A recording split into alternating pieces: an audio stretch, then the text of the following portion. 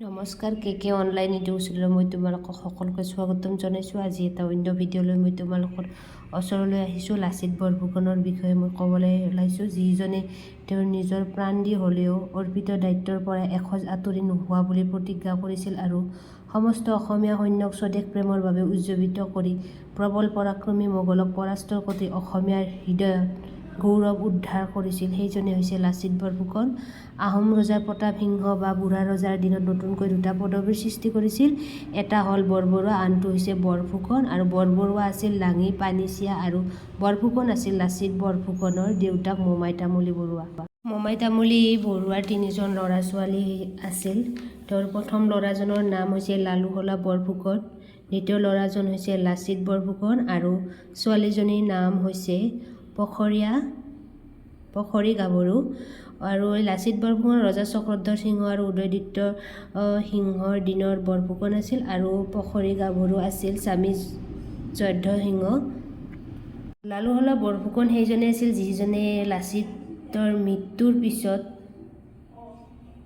ৰাজ্যৰ লোভৰ বাবে গুৱাহাটীখন মোগলৰ হাতত অৰ্পণ কৰিছিল আৰু অসমত মোগলৰ সাম্ৰাজ্য বিস্তাৰৰ বাবে 17 বাৰ আক্ৰমণ চলোৱা হৈছিল, কিন্তু 17 বাৰে তেওঁলোকে পৰাস্ত হৈ বিফল মনেৰে উভতি যাবলগীয়া হৈছিল। ইয়াৰ মূলতে আছিল আহোম সেনাৰ পৰাক্ৰম আৰু লাচিত বৰফুকনৰ যুদ্ধ নিপুণতা আৰু কৌশলৰ ৰণনীতি। তকৈ মোমাই ডাঙৰ নহয় বুলি কৈ পেলাই মোমায়কে শিৰচ্ছেদ কৰি এইগৰাকী স্বদেশ প্ৰেমীয়ে এককভাৱে কৌশল আৰু বাহুবল আৰু মনোভাৱ প্ৰয়োগ কৰিয়ে খেদি পঠাইছিল। এইজনা বীৰ পুৰুষৰ বাবে আজি অসমখনৰ অস্তিত্ব ৰক্ষা পাইছিল আৰু বুৰঞ্জীৰ পাতত অসমীয়া বীৰত্ব আৰু সাহসৰ চানেকি দেখিবলৈ আমি পাওঁ।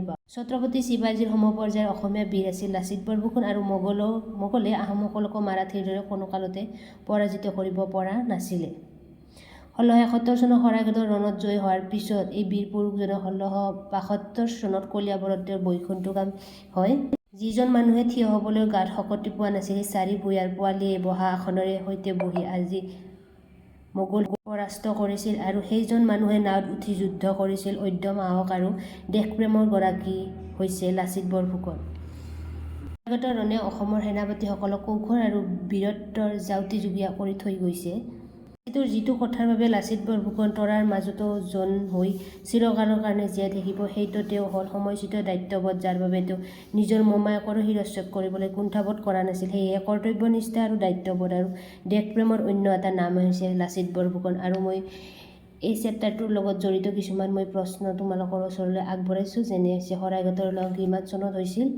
এইখিনি প্ৰশ্ন মোক কমেণ্ট যোগে জনাব। আজিলৈকে ধন্যবাদ, নমস্কাৰ।